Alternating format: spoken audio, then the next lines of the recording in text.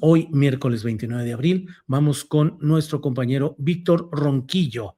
Víctor Ronquillo, usted lo conoce, periodista, conductor de programas en televisión, autor de libros, escritor. Víctor Ronquillo, buenas noches. Hola Julio, buenas noches, ¿qué tal?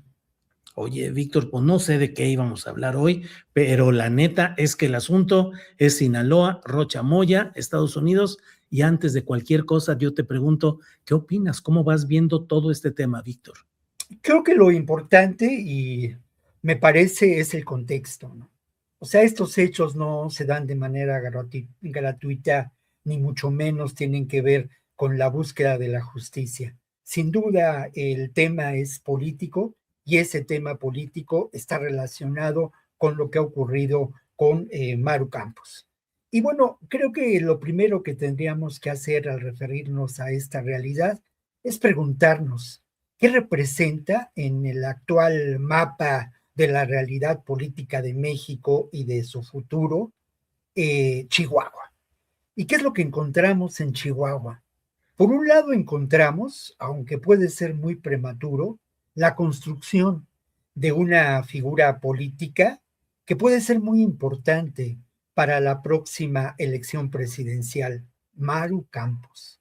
Maru Campos, que está muy lejos de ser la anterior candidata del Partido Acción Nacional y del PRI, tiene una formación política mucho más sólida y sobre todo tiene aliados políticos.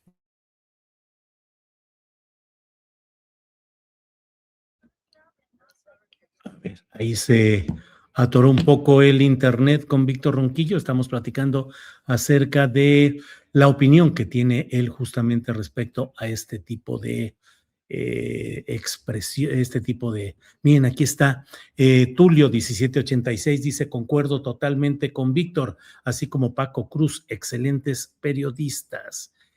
Parda 123 Dante dice, la manera de salir mejor librados es que México diga que ya lo tenía investigando, pero no pasará, lo defenderán a capa y espada. Eh, ¿Cuántos Epstein han sido condenados por la justicia de Estados Unidos? Ni más ni menos, Henry Domínguez. Eso lo escribo también, como lo he señalado, digo, lo escribo en la columna Astillero de Mañana, pero lo he señalado, pues ¿cómo va a haber un sistema de justicia que se precie de quién sabe cuántas cosas cuando un delincuente sentenciado por los tribunales de Estados Unidos por varios delitos es el presidente de Estados Unidos? Y cuando ese presidente Donald Trump ha ejercido sus facultades presidenciales de indultar a un narcotraficante, Juan Orlando Honduras, que según las leyes de Estados Unidos y los tribunales de Estados Unidos, controlaba, dirigía el narcotráfico en su país, Honduras, cuando era presidente de la República, y Donald Trump lo indultó así tranquilamente como una concesión para que ese grupo, esa corriente, ganara el poder en Honduras, como así fue. Bueno, regresamos con Víctor Ronquillo. Víctor, ya te andan aquí censurando el internet y no sé cuántas Híjole, cosas mana. dicen aquí que Te por diré andar hablando de Maru. que no ¿Eh? sé, es una coincidencia muy extraña que hoy en la noche esté fallando, ¿no? Sí, Bueno, así es. yo estaba hablando de quiénes son los apoyos políticos, económicos de Maru Campos en una estrategia que puede culminar todavía con la candidatura presidencial de este personaje en el 2030, ¿no? Quizá. Y bueno, esto no es ficción política, es una realidad. ¿Con quiénes gobierna Maru Campos? Finalmente, el Chihuahua es un enclave panista muy importante. Desde el aspecto económico, ahí hay un imperio económico que es, pues, de los viejos propietarios de la tierra de Chihuahua. Actualmente los grandes potentados chihuahuenses provienen de esa aristocracia porfiriana, sobre todo en el ámbito de lo territorial, de lo inmobiliario, de la fabricación de cemento hoy. Entonces, eso es muy importante porque esos han sido pues un apoyo económico importante y político para Maru Campos y para esa estrategia. Pero ¿quién más, Julio? Bueno, pues es muy evidente, ya lo mencionabas con una metáfora afortunada, pues sin duda el grupo de las agencias de Estados Unidos que intervienen políticamente en nuestro continente. De manera, pues, determinante, la CIA. Y esto puede ser parte de una operación realizada por la CIA con la intervención, con el control territorial, en fin, y esto relacionado con lo que en algún momento dado se llamó el complejo militar industrial, que opera pues con un afán de control del territorio y los recursos en nuestro país. Esto es muy importante porque además del narcotráfico y todo esto, pues está la riqueza mineral de Chihuahua, las tierras raras, ¿no? Estos minerales ricos para su utilización en la industria de la guerra y también en la industria de las comunicaciones. Y todo esto, pues, forma parte también de una realidad que, pues, hay que poner sobre la mesa. Y Claro. unos de los personajes insignes del calderonismo hoy son asesores importantes en el gobierno de Maru Campos, como Roberto Gil Suárez o como Cordero, aquel secretario que fue de Calderón, uno también de sus De Hacienda. personajes importantes de Hacienda, ¿no? Ernesto Entonces, Cordero. esto creo que vale la pena mencionarlo y también mencionar, pues, el gasto que el gobierno de Chihuahua ha realizado para la promoción política de la propia Maru Campos y el control de los medios de comunicación. Se dice que ahí se gastaron más de 2.300 millones de pesos en la gestión de Maru Campos. Lo que sí es un hecho y está comprobado porque se presentó esto en el Congreso de Chihuahua, que solamente en el 2025 se gastaron 837 millones de pesos. ¿Con qué propósito? Pues con el propósito de controlar a los medios locales y establecer alianzas muy importantes con los medios que pues corresponden a los beneficiarios del antiguo régimen. Sí. Medios que son enemigos, evidentemente enemigos políticos de un proyecto que no los ha beneficiado. Y entre ellos podemos mencionar, pues sin duda, a pues Radio Fórmula, a Reforma, a los medios que tradicionalmente han establecido eso, un periodismo, pues con una intención muy clara de vinculación a esos intereses. Entonces, todo esto creo que forma parte de esta realidad. Y Claro. luego, bueno, pues no hay casualidades. Un amigo mío decía esto, ¿no? En política no hay casualidades. Y si bien es cierto que esta investigación tiene antecedentes, también es cierto que lo que conocemos de la acusación presentada por el Departamento de Justicia de Estados Unidos tiene elementos sobre los que tenemos que reflexionar porque hacen evidente, sin pruebas, pero hacen evidente lo que en otras ocasiones hemos mencionado, Julio, esta alianza entre el poder criminal, el poder político y el poder económico.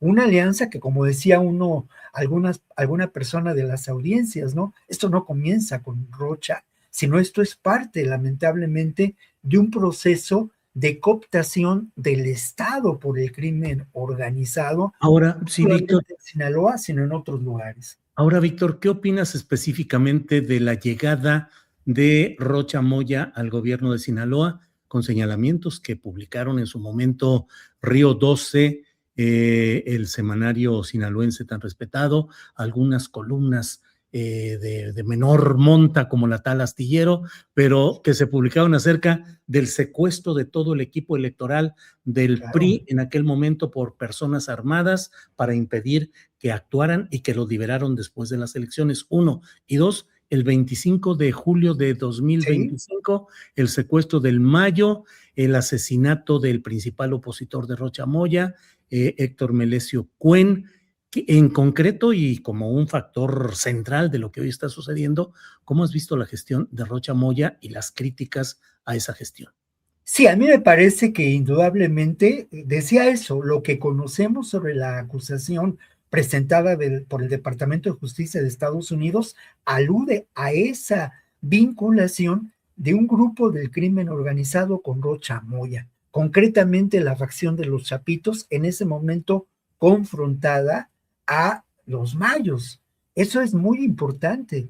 El momento político de la elección de Rocha Moya ya existía esa confrontación y la candidatura de Rocha Moya, que viene, es decir, es difícil, ¿no? Yo no quiero de ninguna manera establecer prejuicios, pero son hechos. Rocha Moya nació en Badiraguato, se formó en la Universidad Autónoma de Sinaloa, que lamentablemente por mucho tiempo fue un espacio político controlado por este sector,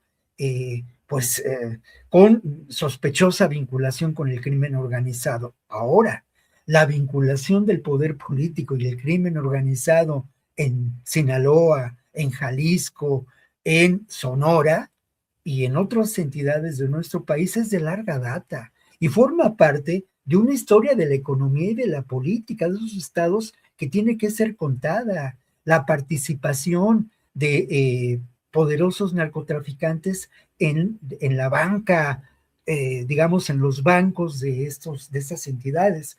Y luego lo otro, pues Rocha Moya, de manera sospechosa, muy sospechosa, lo primero que afirma sobre el caso del secuestro del Mayo Zambada es que yo no estaba en Sinaloa, puedo demostrarlo. Ahora sí, a petición de parte, digo, relevo de pruebas. De este modo, es que hay algo que está, y lo otro, pues sin duda, ¿no?